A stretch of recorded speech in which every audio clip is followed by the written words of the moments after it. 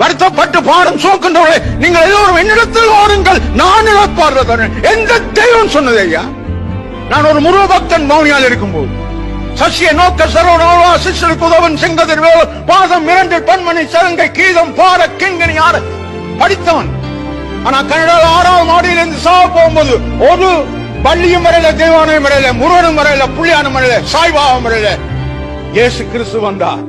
மகனே பயப்படாதே, ஐ am your father, நான் உன்னுடைய தகப்பன். எனக்கு பயம் வந்துட்டு ஓடிட்டேன். கீழே விழுந்து போய் படுத்து விடிய காலம் வரும்போது ஒரு சத்தம், பரமழைப்பின் பந்தய பொருளுக்கு அவனை நான் அழைக்கிறேன்.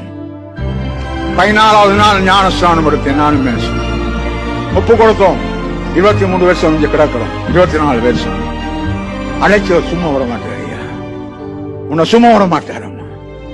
குணந்த நோக்கத்தை நிறைவேற்றி ஆக்குவார், நிச்சயமா ஆக்குவார். பாலியல் இச்சைக்கு விளையோடு, துன்மாக்கத்துக்கு விளையோடு,